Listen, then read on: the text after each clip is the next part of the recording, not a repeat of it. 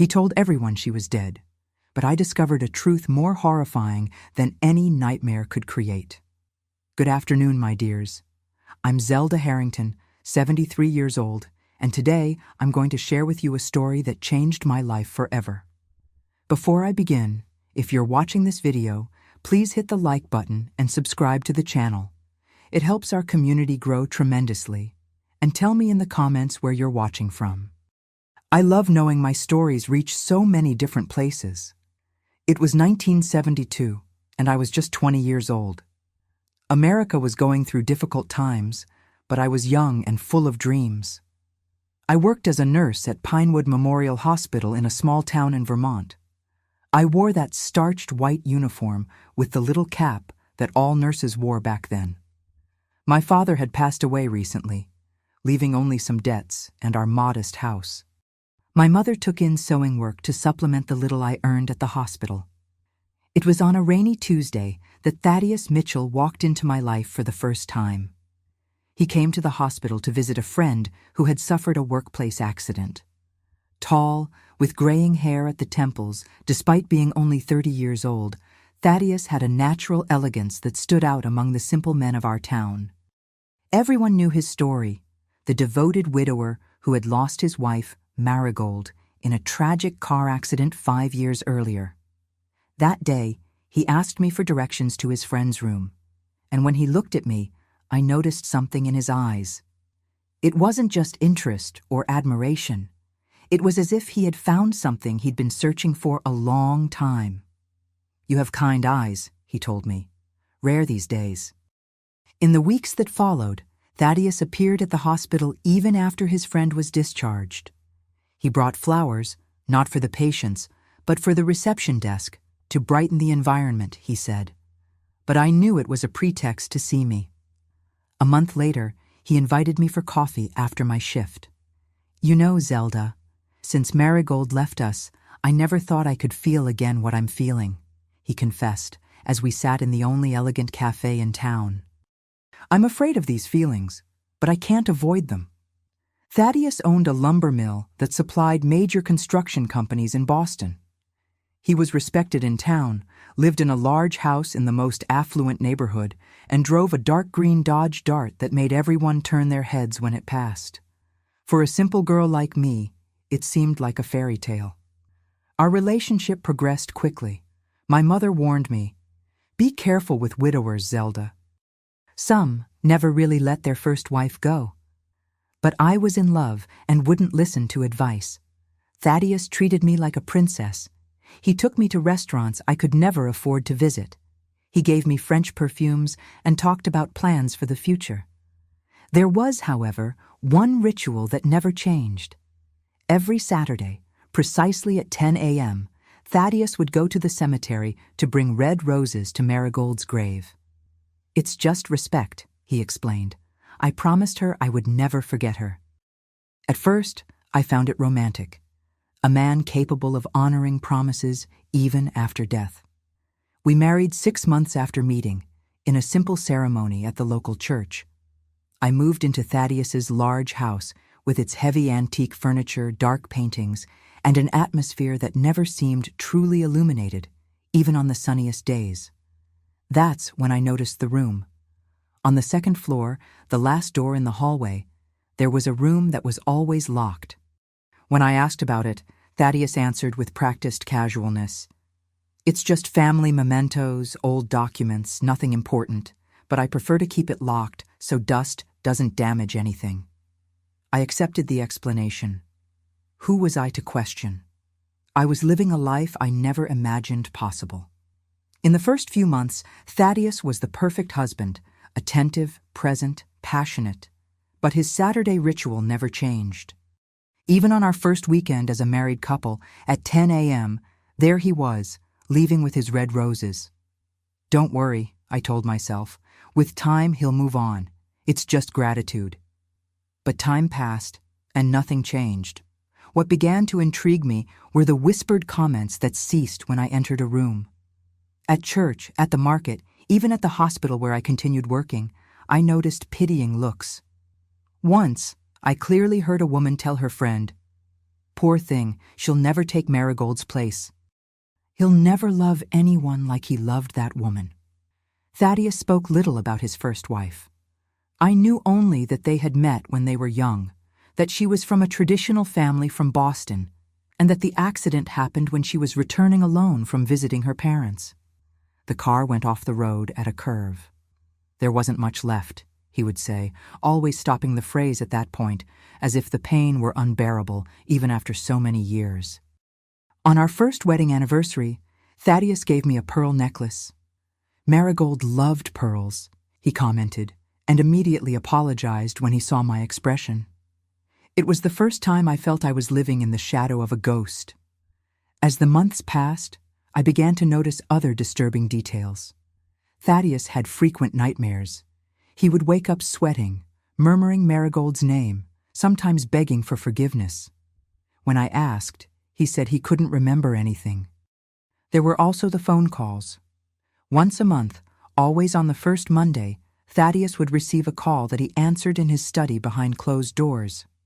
When questioned, he said it was just lumber mill business, but I noticed how tense he became before these calls and how pensive he was afterward. It was in our second year of marriage that I became pregnant. I thought a child would change everything, that Thaddeus would finally leave the past behind. He seemed genuinely happy with the news, made plans for the baby's room, even started talking about hiring a nanny. But the cemetery visits not only continued, but intensified. Now he would sometimes go on Wednesdays, too. I want to tell her about the baby, he explained when I asked.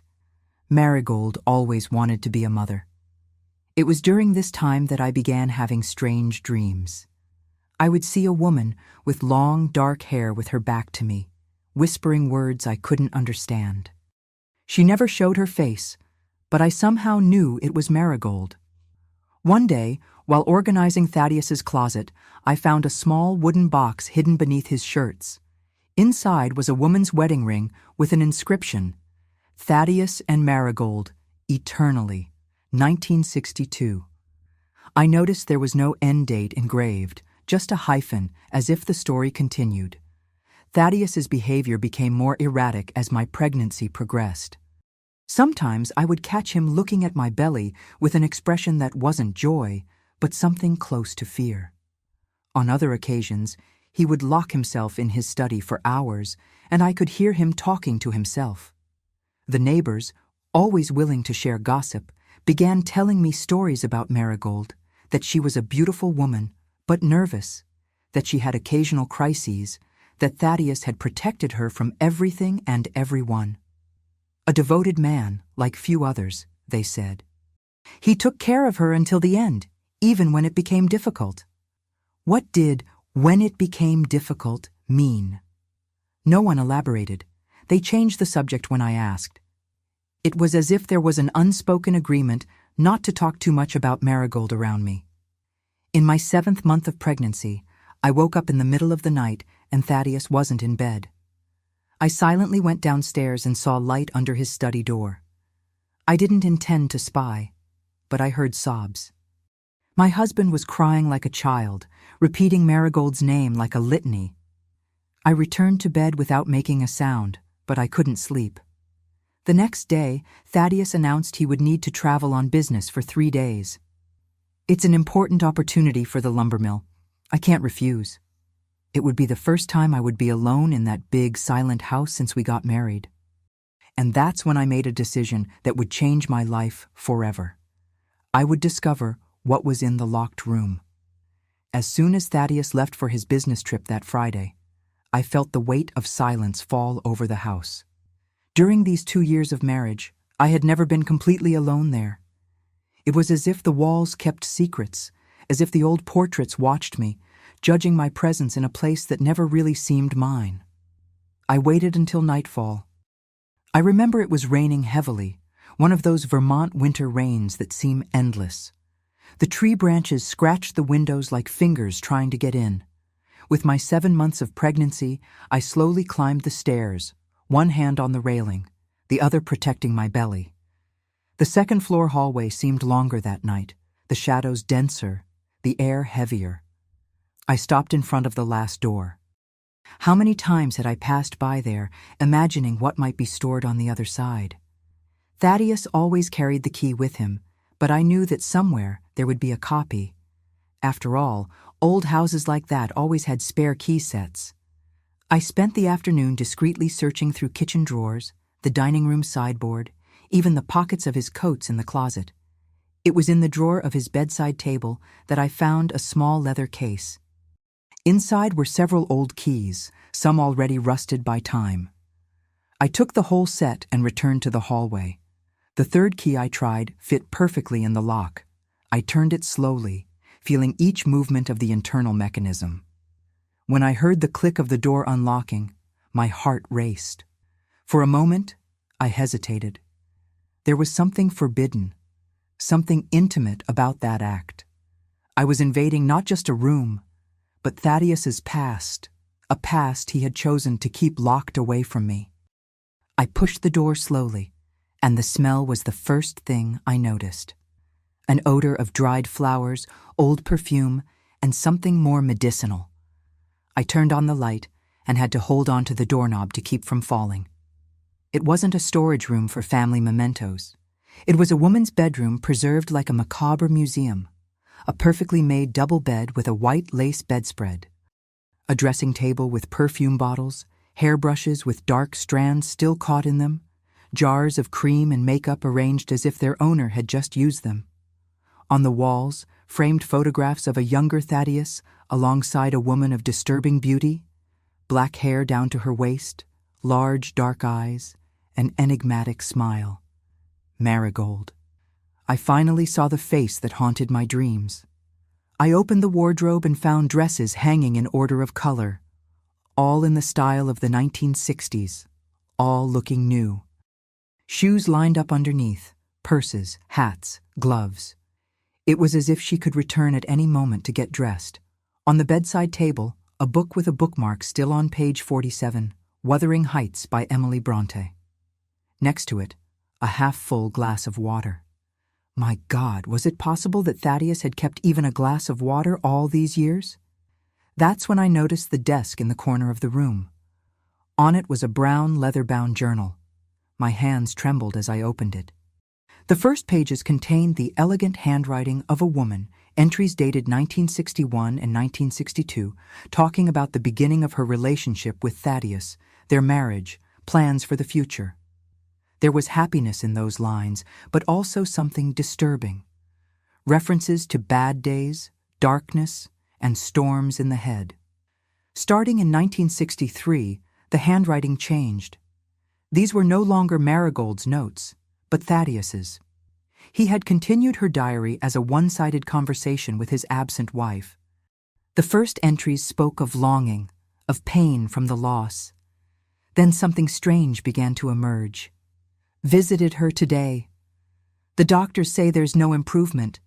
I can't bear to see her like this, so different from my Marigold. But what could I do? The episodes were getting worse. She could have hurt someone, could have hurt herself. Sometimes I wonder if I made the right decision.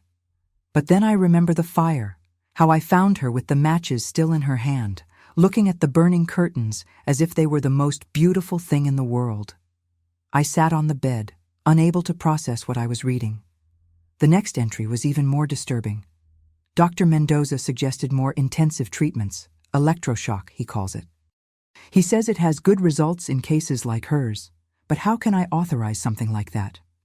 She already seems so fragile, so lost, and yet what can I do? I have no choice. The diagnosis is clear. Paranoid schizophrenia, they said. My Marigold, my delicate flower, condemned to a fragmented spirit. I turned the pages, increasingly horrified. Thaddeus's entries detailed visits to a psychiatric institution, experimental treatments, the gradual deterioration of Marigold's mental health. And then, in 1967, the entry that changed everything. I did what needed to be done. Dr. Mendoza agreed it would be better for everyone. A car accident, we said, the body unrecognizable, immediate cremation at the family's request. Everyone believed it. It was necessary. People were already starting to ask questions, to speculate, and I could no longer bear the pitying looks, the questions about my wife's fragile health. Now, Marigold can rest in peace at Pinewood Psychiatric, away from curious eyes, receiving the treatment she needs. And I can just be the devoted widower, preserving her memory without the complications of the truth. It's better this way for everyone. Pinewood Psychiatric. The Pinewood Psychiatric Institute was 80 miles from our town, isolated in a rural area. It was a feared place, one of those old asylums where patients entered but rarely left. I continued reading, trembling more and more. The following entries detailed how Thaddeus had faked Marigold's death, how he had bribed doctors to falsify certificates, how he had spread the story of the tragic accident, all to hide the truth. His wife wasn't dead. She had been institutionalized in a psychiatric facility for 5 years when he met me. All this time, while he was courting me, while he was marrying me, while he was planting a new life in my womb, Marigold was alive, locked behind white walls, subjected to treatments that made my stomach turn just reading the descriptions. The weekly visits to the cemetery were just a facade. The grave was empty. The flowers never reached any decomposing body, because there was no body to honor. And the monthly phone calls, now it made sense. They were from Dr. Mendoza, updating Thaddeus on his special patient. The most recent entries showed a man divided between 2 lives. He spoke of me with genuine affection, of the hope the baby brought, but also of overwhelming guilt, of nightmares where Marigold accused him of betrayal, of abandonment. The last entry was from just 3 days ago. Dr. Mendoza called today. The new medication isn't working.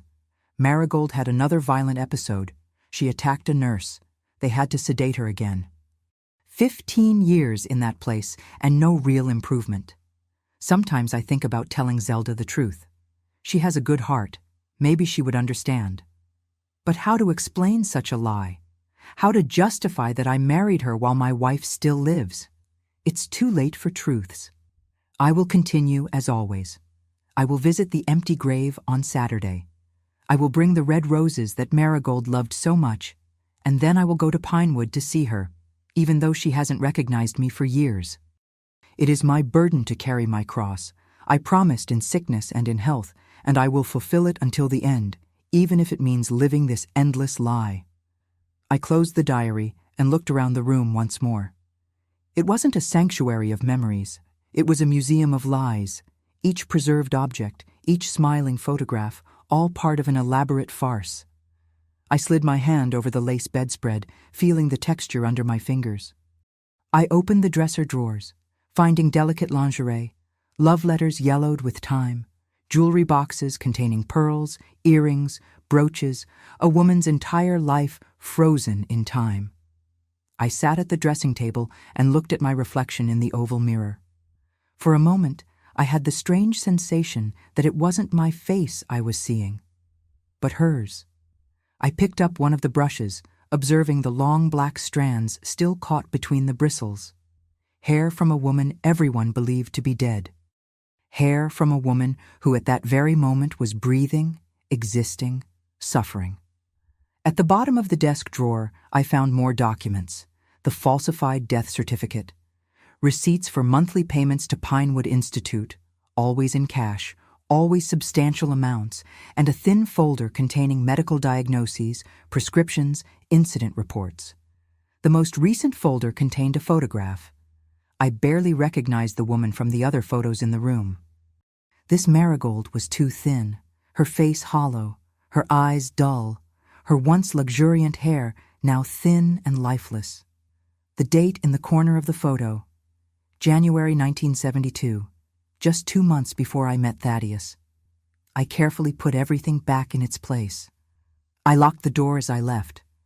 I returned to our bedroom, no, Thaddeus's and my room, never really ours, and lay on the bed, eyes open, staring at the ceiling, one hand on my belly where our daughter moved, oblivious to the nightmare I had just discovered. What would I do with such knowledge? Confront Thaddeus? Report him to the authorities? Pretend I never discovered the truth? My head spun with possibilities, none without devastating consequences. One thing I knew for certain. On Saturday, Thaddeus would not go to the cemetery alone. I would follow him and then follow him to Pinewood Institute. I needed to see with my own eyes. I needed to meet the woman who was technically still the legitimate wife of the man I had married. The woman whose place I had unknowingly usurped. I closed my eyes, but sleep didn't come. The image of Marigold, the real one, the living one, the prisoner, wouldn't leave my mind. And for the first time since I met Thaddeus, I felt real fear of the man who slept beside me every night, of the man who was capable of burying a living wife in oblivion and building a new life on this foundation of lies. I didn't sleep that night. How could I? The truth weighed on me like a tombstone. Ironically, a tombstone more real than the one Thaddeus had faithfully visited for years. When morning came, I made coffee and sat at the kitchen table, trying to appear normal to Mrs. Peterson, our housekeeper who came 3 times a week. She noticed my paleness. "You don't look well, ma'am. Is the baby giving you trouble?" she asked, placing another cup of coffee in front of me. "I just didn't sleep well, Mrs. Peterson. Doctor, Oliver said it's normal during pregnancy." How could I explain that I had discovered my marriage was a sham? That my husband kept his supposedly dead first wife locked in an asylum while making me believe he was a devoted widower? There were no words for such a revelation. Thaddeus called that morning as promised. His voice sounded normal, affectionate, even asking about my well-being, about the baby, saying he would return Sunday night. I heard myself responding naturally, as if nothing had changed. "We're fine, dear. Rest and have a good trip back." Who was this calm woman speaking with the voice that came from my throat? Saturday dawned clear, one of those winter days when the sun shines but doesn't warm. Thaddeus always said sunny Saturdays were gifts from Marigold, an irony that I now understood in all its perversity. I dressed carefully. A discreet brown dress, a beige coat, a scarf to cover my hair, clothes to not draw attention. Mrs. Peterson wouldn't come that day, which made my plans easier. I took some money I kept for emergencies and my documents. I thought about taking Thaddeus's diary as proof, but decided not to touch anything that might alert him. At 9:30, I left the house and walked to the nearest taxi stand. I gave an address 3 blocks from the cemetery. I didn't want the driver to know exactly where I was going. I arrived at the cemetery at 9:50. Thaddeus was as punctual as a Swiss watch. He would be there at 10 sharp. I hid behind a marble mausoleum that offered a good view of Marigold's grave. I didn't have to wait long. Soon the dark green Dodge Dart parked at the main gate. Thaddeus got out carrying the usual bouquet of red roses. He wore his gray suit, reserved for formal occasions and cemetery visits. I watched him walk among the tombstones, stop before Marigold's false grave, place the flowers, make the sign of the cross. He stayed there for almost 10 minutes, his lips moving in silent prayers. Prayers for a woman who wasn't there, who had never been there. A perfect performance for a non-existent audience, except today, there was a spectator. When he walked away, I waited until the car disappeared around the bend. I ran to the street and was lucky to find a passing taxi. "Follow that green Dodge, please," I asked the driver, who looked at me curiously. "It's my husband. I'm preparing a surprise for our anniversary and need to know where he's going to buy my present," I lied, with an ease that scared me. The driver smiled, complicit in what he believed to be an innocent game between husband and wife. If he knew the true nature of the game unfolding. Thaddeus didn't head for home or downtown. He took the state highway, heading west. We followed at a safe distance, my heart beating harder as the miles passed. After almost an hour, the Dodge turned onto a secondary dirt road. A faded sign indicated, "Pinewood Psychiatric Institute, 3 miles. I asked the driver to stop. "I think I've discovered the surprise," I smiled tensely. "Can you wait for me here? I'll pay double the fare."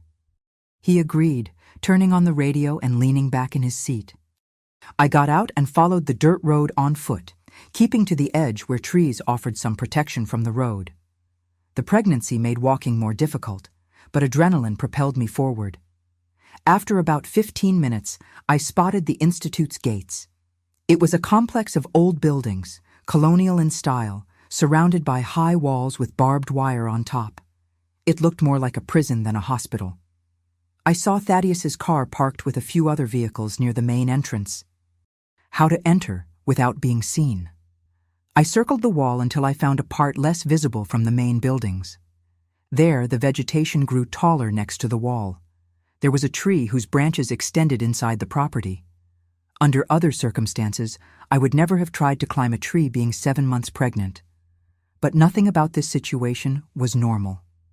Carefully, I climbed the lower branches, ignoring the scratches on my arms and the dress tearing in places. Upon reaching a branch that projected over the wall, I stopped to catch my breath. From there I had a partial view of an inner courtyard where some patients, or were they prisoners, walked slowly, some alone, others supported by nurses in white uniforms. I descended the other side with even more care, grateful for the relatively low height of the wall at that point. My feet touched the soil of Pinewood Institute, and a chill ran down my spine. I was inside. I kept close to the walls, avoiding open areas. The complex was larger than it seemed, with several interconnected buildings. Through the windows, I could see long corridors, closed doors, occasionally a nurse or doctor passing by hurriedly. The smell was what impressed me most, a mixture of disinfectant, institutional food, and something else, something I can only describe as despair. In a more remote area, I spotted a smaller building, separate from the others. It had only one entrance guarded by a man in a gray uniform. As I watched, I saw Thaddeus approach, greet the guard with familiarity, and enter. How could I approach that building without being detected? The answer came in the form of a young nurse who was leaving one of the main buildings carrying a pile of towels. Without thinking twice, I approached her from behind a bush. "I need your help," I whispered, making her start. Before she could scream, I continued quickly. "I'm pregnant, as you can see. My husband brought my sister here 15 years ago. They told me she died, but I discovered the truth. Please, I just want to see her." The nurse, who couldn't have been more than 20 years old, looked at me with wide eyes. "Ma'am, I can't. I'll lose my job." "Please," I insisted, placing my hand on my belly. "I'm doing this for my daughter, who has the right to know her aunt. I won't cause any problems. I just need to see her once." Something in my desperation must have touched the young woman. She hesitated, then sighed. "Who is your sister?" "Marigold. Marigold Mitchell." Her eyes widened even more. "The special patient, the one in Pavilion C." She looked around nervously. "No one can enter there without Dr. Mendoza's authorization, not even us regular nurses."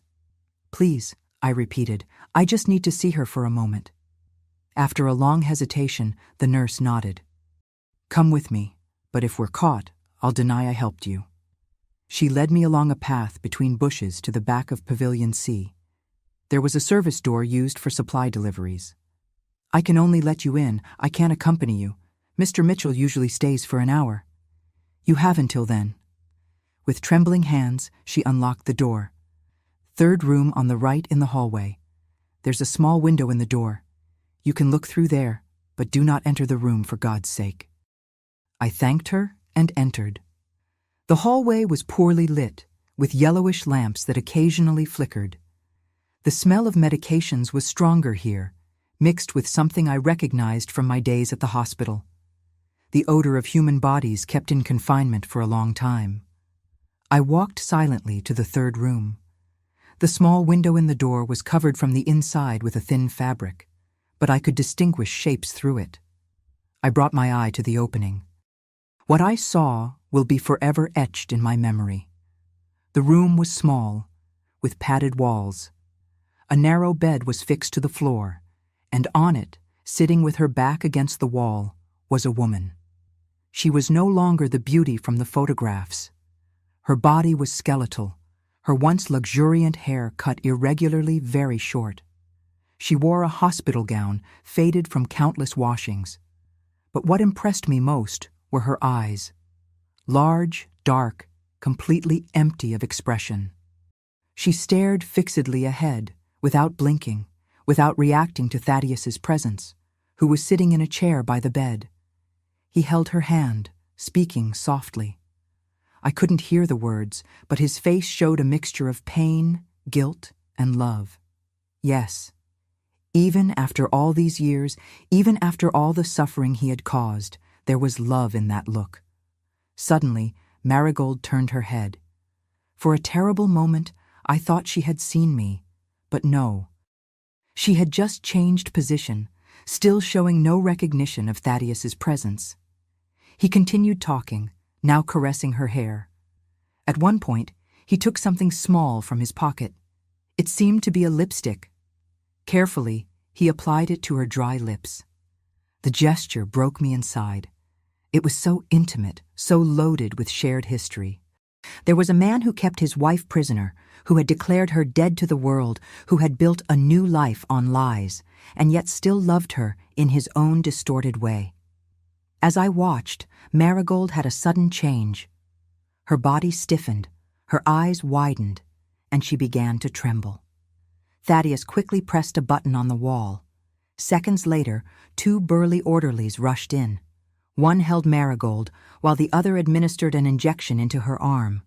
I backed away, fearing discovery. Through the small window, I saw Marigold gradually relax, her eyes closing as the medication took effect. Thaddeus remained for a few more minutes, then kissed her forehead and left, while the orderlies adjusted her on the bed. I hid in a supply closet when I heard footsteps in the hallway. Thaddeus passed by, accompanied by a man in a white coat, presumably Dr. Mendoza. Their voices came in fragments. No significant improvement, more aggressive treatments, how much longer? Quality of life, your responsibility, difficult decisions. When the footsteps receded, I left the closet and quickly returned to the back door. The young nurse was anxiously waiting. "Did you see her?" she asked in whispers. I nodded, unable to speak. My throat was constricted with emotion. It's sad, isn't it? 15 years here and only getting worse. Mr. Mitchell is the only visitor she has. He comes faithfully every week, since I arrived 2 years ago. They say he's never missed a visit in all these years. What exactly does she have? I managed to ask. Severe schizophrenia from what I've heard, resistant to treatments. At the beginning, she still talked, had moments of lucidity. Now, she shook her head sadly. The electroshocks and new medications left her like this. A ghost. A ghost. That was exactly it. Marigold was a ghost, not because she was dead, as Thaddeus had made the world believe, but because what remained of her was just a shadow of the woman she had been. I thanked the nurse and made my way back. I climbed the wall again, with even more difficulty this time, my body heavy with the baby and with the revelations of that day. The taxi driver was still waiting, listening to a football game on the radio.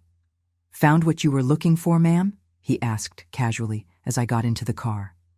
What a question to ask. I had found much more than I was looking for. I had found the truth, and it was more painful than any lie I could have imagined.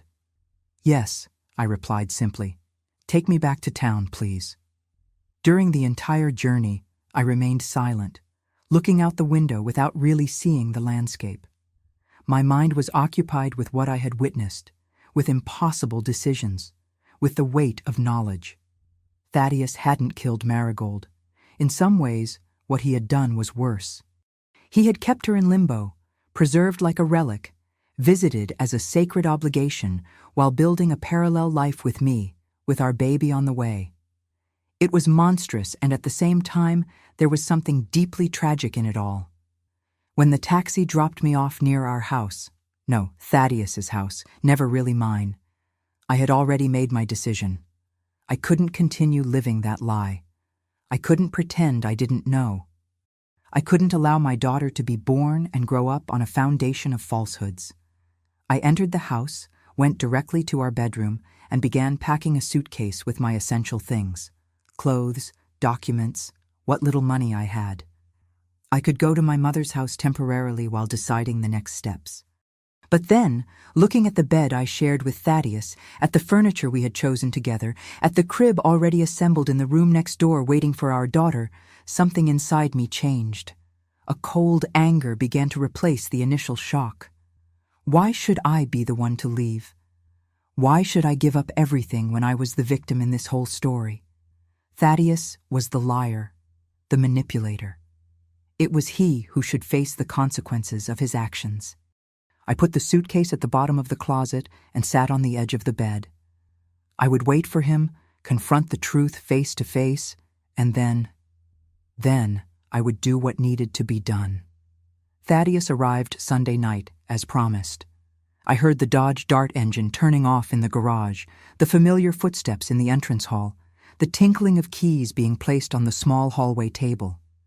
Sitting in the living room armchair in the dark, I waited as he called my name.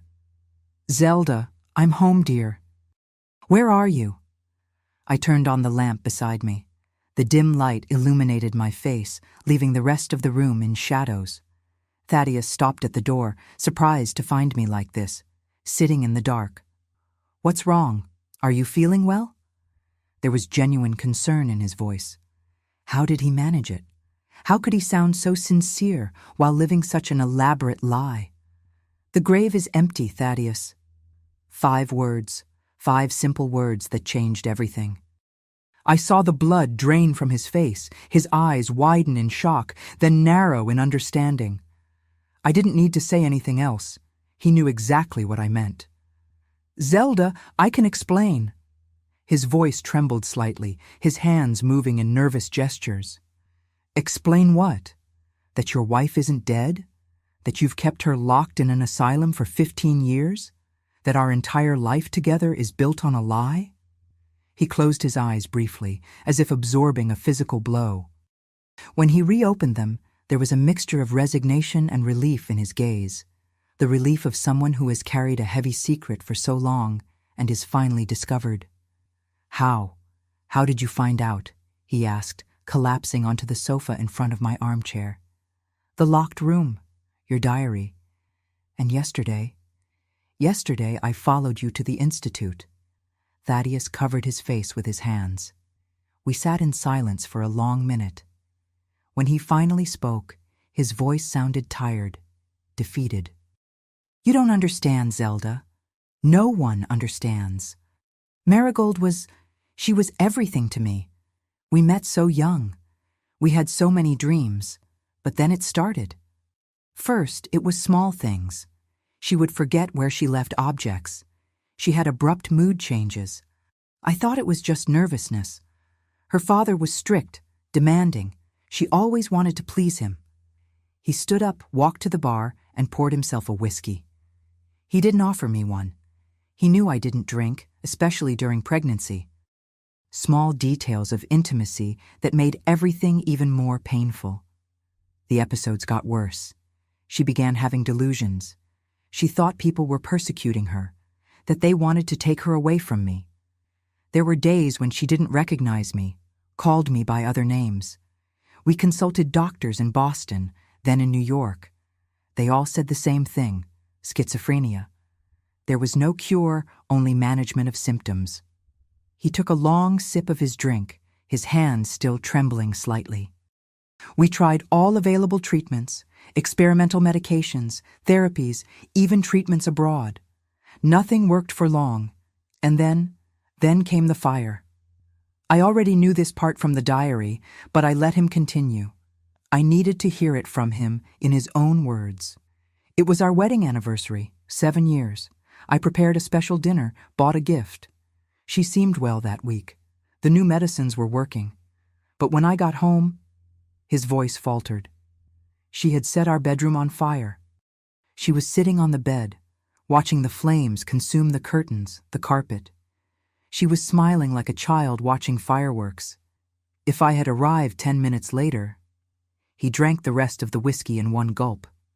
That's when I realized I couldn't take care of her at home anymore. It was dangerous for her, for me, for the neighbors. Dr. Mendoza recommended admission to Pinewood. It was is the best institute in the state. I thought it would be temporary, weeks, maybe months. Thaddeus sat down again, now leaning forward, elbows on his knees, the empty glass hanging between his fingers.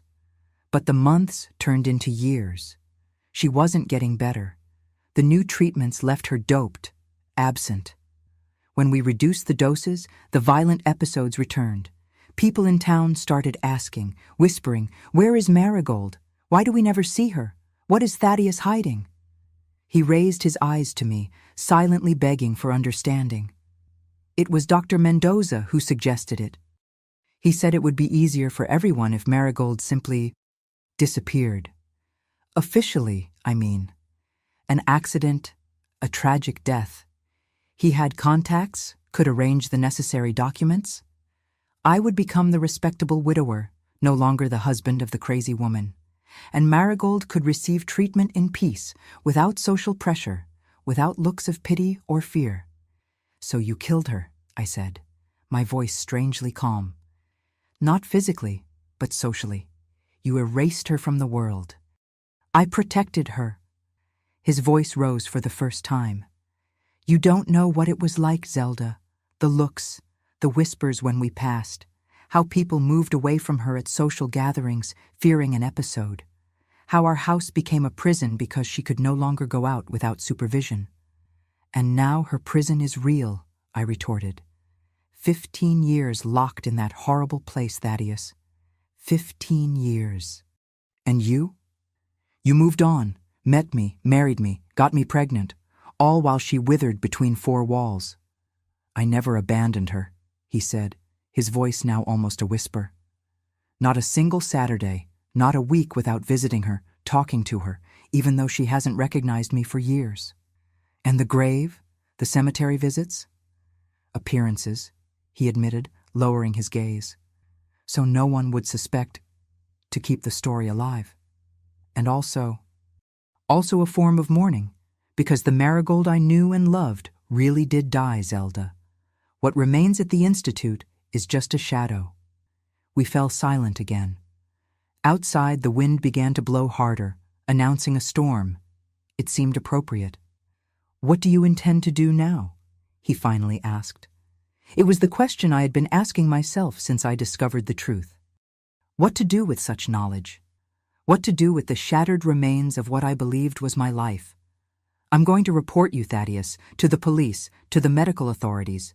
What you did is a crime, document forgery, fraud, maybe even false imprisonment." He nodded slowly, as if already expecting this. "They'll put her in a public institution, you know. Pinewood is expensive, but it's the best place for her. Government hospitals are overcrowded, with few doctors, outdated treatments." "Are you trying to manipulate me? Make me feel guilty for wanting justice?" "I'm just stating facts, Zelda. You're a nurse. You know the reality of our public hospitals. Think about what would be best for Marigold. Don't you dare." I stood up, anger finally breaking through my facade of calm. "Don't you dare use your love for her as justification. If you really loved her, you wouldn't have built another family while she still breathes." I saw something change in his eyes then. A hardening, a dangerous gleam I had never noticed before. "And our baby, Zelda? Have you thought about what will happen when this story comes out? The scandal? How our daughter will grow up knowing her father is a criminal? How will you support a child alone without my financial support?" It was so predictable. The resort to emotional blackmail, practical concerns, guilt. Typical of someone accustomed to manipulating, to controlling narratives. "I'd rather raise my daughter alone in poverty than in a house built on lies," I responded firmly. "I'd rather she know her mother had the courage to face the truth, no matter how painful it was." I walked to the phone on the side table. "I'm going to call the police now." I didn't expect what happened next. Thaddeus moved with surprising speed for a man his age. Before I could reach the phone, he grabbed my arm, pulling me away. "You can't do this, Zelda. I won't allow it." I tried to break free, but his grip was too firm. For the first time since I'd known him, I felt physical fear of him. "Let me go, Thaddeus. You're hurting my arm." "Listen." His voice was different now. a tone I had never heard before. "We can resolve this just between us. No one needs to know. I can explain everything, make you understand. We have a life together, a baby on the way. Let me go." I struggled harder, panic growing. At that moment, the man in front of me was a stranger, not the gentle, attentive Thaddeus I had known. This was someone capable of elaborate lies, of manipulation, perhaps even of, "I won't let you destroy everything I've built, everything I've sacrificed." His voice rose, his face contorted into a mask of anger and desperation. I managed to break free with a violent pull, but in doing so, I lost my balance. I felt my body fall backward, my arms flailing for support they didn't find. My head hit the corner of the coffee table with a horrible, hollow sound. The pain was immediate, overwhelming. I felt a warm liquid running down my scalp. My vision darkened at the edges. The last thing I saw was Thaddeus's face, transformed by horror as he realized what had just happened. Then, darkness. When I woke up, I was in a hospital room. The white, sterile light, the constant beeping of monitors, the smell of disinfectant, all familiar to me who had worked in that environment for so long. But now I was on the other side, a patient. I tried to move, and a sharp pain in my head made me groan. Immediately, a nurse appeared at my side. "Stay still, Mrs. Mitchell. You've suffered a serious head trauma." "My baby," was the first thing I could say. My hand instinctively seeking my belly, but something was wrong. It was smaller, flabbier. The nurse's face contracted in compassion. She didn't need to say anything. I understood immediately. "I'm sorry," she said anyway. "We did everything we could, but the fall, the trauma."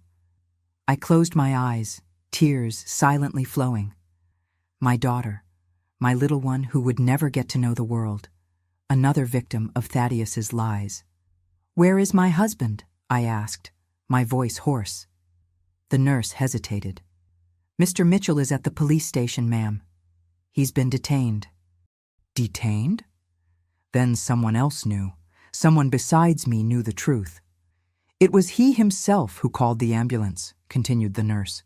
"He was in a panic when we arrived. He confessed everything to the doctor on duty, about the argument, the fall, and also about the first wife. So that was it. The castle of lies was finally crumbling. In a way, there was poetic justice in it all. The truth I had discovered and planned to reveal came to light anyway, through Thaddeus's own desperate actions. "The police want to speak with you as soon as you're able," the nurse informed me. "But don't worry about that now. You need to rest and recover." Recover? How could I recover from such loss, from such deception? From the death of my daughter who never got to breathe? In the days that followed, I learned the details through the police officers who came to take my statement.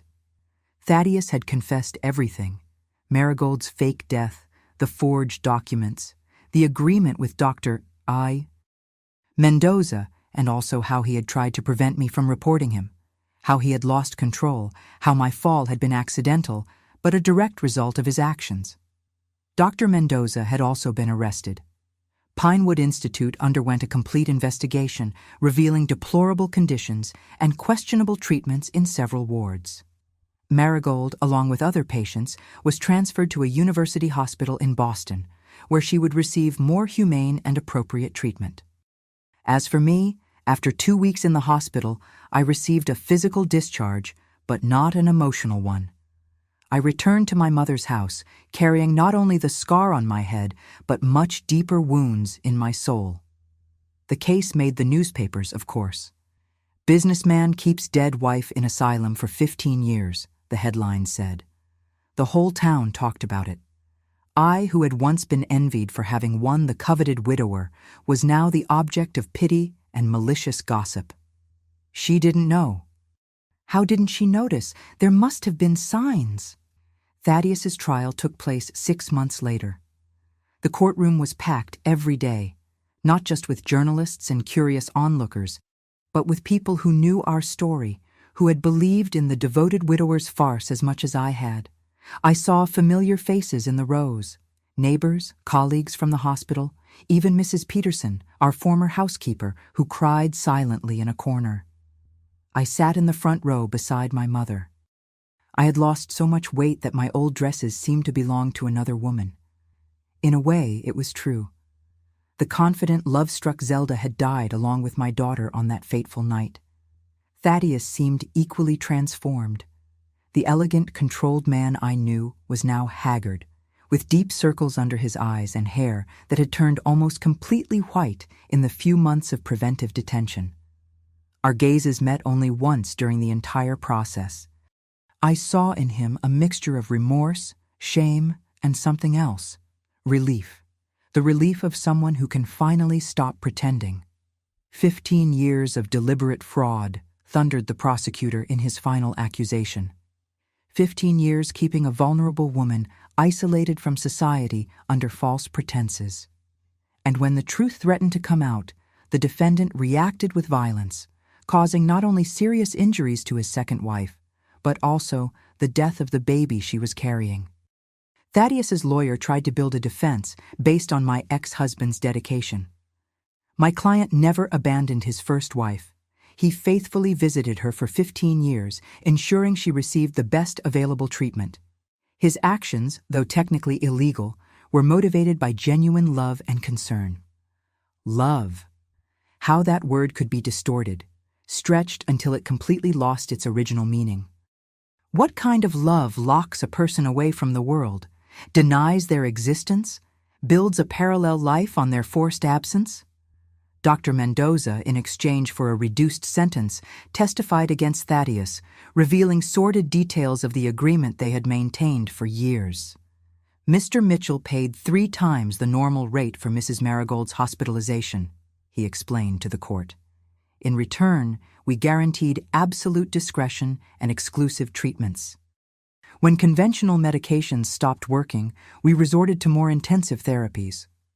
The word intensive hung in the air like a miasma. Everyone knew what it meant. Electroshock, physical restraint, experimental drugs, treatments that, as I later discovered through the seized medical records, had significantly contributed to Marigold's mental deterioration. During the trial, a forensic psychiatrist presented his report on Marigold's current state. The patient suffers from severe schizophrenia, aggravated by years of institutionalization and inadequate treatments. Her current condition is irreversible. She lives in an almost catatonic state with brief periods of extreme agitation. She does not recognize family members or caregivers, cannot perform basic tasks without assistance, and her verbal communication is practically non-existent. The sentence came after 2 weeks of testimonies. 12 years in prison for Thaddeus for document forgery, fraud, conspiracy, and involuntary manslaughter of our unborn daughter. Dr. Mendoza received 8 years. Pinewood Institute was permanently closed, its patients transferred to other institutions. When the judge announced the sentence, I didn't feel the satisfaction I had expected, just an immense emptiness and the certainty that real, true justice was impossible in that situation. What could 12 years in prison repair? Could they give back the 15 years Marigold had lost? Could they bring back my daughter? Could they heal the invisible scars we all carried? After the trial, I returned to my mother's house. I tried to resume my work at the hospital, but the looks, the whispers, the veiled questions made the environment unbearable. I requested a transfer to another hospital, in another city, but the notoriety of the case followed me. I was the second wife, the deceived nurse, the woman who lost everything. Labels that defined me in the eyes of others, erasing who I really was. It was during this dark period that I made a decision that would change my life. If I couldn't escape the story, I would use the story, use my experience, my pain, to try to prevent other Marigolds from being forgotten, other Thaddeus's from manipulating the system, other Zeldas from living in castles of lies. In 1974, a year after the trial, I enrolled in the psychology program at university. At 22, I was older than most freshmen and carried experiences none of them could imagine. I studied during the day and worked as a nurse at night to pay tuition. I slept little, ate poorly, but for the first time since the tragedy, I felt I was moving in some direction, not just existing in a limbo of pain. During the course, I specialized in mental health, focusing on humanized treatments for patients with schizophrenia and other psychoses. My professors noticed my almost obsessive dedication to the subject. How could I explain to them that each article I read, each technique I learned, each case I studied was filtered through a silent question? What if Marigold had received this treatment? What if she had had this opportunity? In 1978, graduated and with ongoing specialization, I secured an internship at Brighton Psychiatric Hospital in Boston, the same institution where Marigold had been transferred after Pinewood's closure. It wasn't a coincidence. I had specifically requested that placement. My first day there was surreal. I walked the same corridors that Marigold walked daily. I breathed the same air, heard the same sounds. The difference was that I could leave at the end of the day. She couldn't. Marigold was in the intensive care ward, reserved for patients in more serious condition. It wasn't my area of work, but I got permission to visit her occasionally as part of my academic research. On my first visit, I wasn't prepared for what I saw. The Marigold from the photographs in the locked room, beautiful, vivid, with bright eyes, had completely disappeared. In her place was a woman of indefinite age, thin and white hair, skeletal body, vacant gaze fixed on some point beyond the room's walls. Sitting in a wheelchair by the window, she didn't react when I approached, when I spoke her name, when I gently touched her hand. "She's like this most of the time," explained the nurse who accompanied me. "Rarely speaks, almost never responds to stimuli. Feeding through a nasal tube 3 times a day, bath with complete assistance. The doctors say it's the result of years of electroshocks and neuroleptics in excessive doses." I stared at that destroyed woman and felt something beyond compassion, beyond the guilt I carried for having inadvertently been part of her tragic story. I felt a deep responsibility. If I couldn't save her, and the doctors were unanimous that her state was irreversible, I could at least ensure that her final years were dignified. And more importantly, I could work to ensure that other people in similar situations had different fates. In 1980, while Thaddeus was serving his 8th year in prison, I completed my doctorate with a thesis on humanizing mental health treatment, new approaches for patients with schizophrenia. The work, partially based on my experience with Marigold, gained national recognition and was published as a book the following year. With the visibility the book brought, I secured funding to create a center for innovative studies and practices in mental health within Brighton Hospital. It was an experimental space where we tested less invasive approaches, more focused on the individual and not just the disease, expressive therapies, more balanced pharmacological treatments, less institutional environments. Marigold didn't directly benefit from these innovations. Her condition was too compromised for any significant intervention, but she became, without knowing it, the inspiration for changes that helped hundreds of other patients. In a sense, her personal tragedy transformed into collective redemption. In 1982, I received news that Thaddeus had obtained parole for good behavior.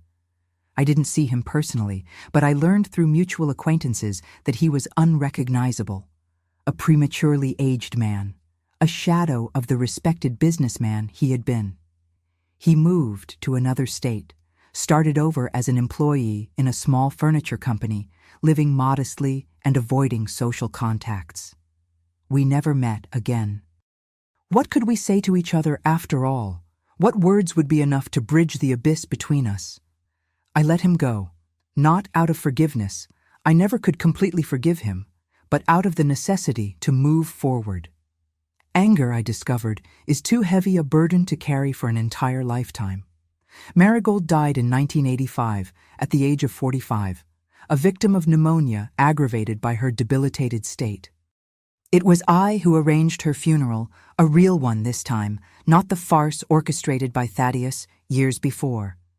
It was a simple service, with few present, some hospital professionals, my mother, two old friends of Marigold's that I managed to locate.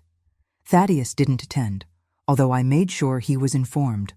On the tombstone, different from that empty one I discovered years before, I had engraved, Marigold Mitchell, 1940–1985. Her story will not be forgotten. Because this was my commitment, to ensure that her life and death had not been in vain. The center I founded grew, becoming a national reference in humanized treatments for severe mental disorders. In 1987, we expanded to our own building and renamed it the Marigold Mitchell Institute for Humanized Mental Health. It was my way of honoring her, of transforming her name, previously associated only with tragedy and scandal, into a symbol of hope and dignity. The American psychiatric reform, which gained strength in the 1990s, found in our institute a practical model of what it theoretically advocated: deinstitutionalization, community treatments, respect for patient autonomy. I actively participated in this movement, bringing Marigold's story, always with due ethical care, as an example of what should no longer happen in our country. I never married again, not from trauma or fear, but because my life took such an intense, focused turn that romantic relationships seemed secondary. I had brief relationships over the years, some significant, but none that made me deviate from the path I had chosen. I also never had other children. The loss of my daughter left a scar that time softened but never completely erased. Instead, I channeled my maternal instinct toward my patients, my students when I began teaching at the university, and later toward my nephews, children of my younger brother. Today, at 73, I look back and see a life built on the rubble of a tragedy. A life I didn't plan but found amid the pain. A life dedicated to ensuring that other Marigolds have voices, that other Thaddeus's find help before desperation leads them to terrible choices, that other Zeldas don't live in castles of lies. The grave that Thaddeus faithfully visited every Saturday was empty, but in it, ironically, I buried my pain, my resentment, my old identity, and from it, like an unlikely phoenix, I rose transformed. When young mental health professionals ask me how I managed it, how I transformed such personal tragedy into positive work, I answer with the simple truth I learned. Sometimes we need to dig empty graves to find true life. Sometimes we need to descend to the depths of pain to find purpose. Sometimes the greatest lies can, paradoxically, lead us to the most important truths. Every Saturday, I still visit Marigold's grave. I don't bring red roses as Thaddeus did in his macabre charade, but sunflowers, symbols of light, of life that persistently turns toward the sun, even on the darkest days. And as I place the flowers on the real tombstone, I silently thank the woman I never truly knew, but who, through her forced absence, her undeserved suffering, showed me my path. This is my story, a story of deception, of pain, of loss, but also a story of rebirth, of purpose found in the ashes of destruction. If it touches your heart, if it makes you look with more humanity at those suffering from mental disorders, if it inspires even a small positive change in your life or someone close to you, then the empty grave I dug so many years ago will have finally fulfilled its deepest purpose, bringing life where there was only disguised death. Please don't forget to like and subscribe to the channel. Thank you.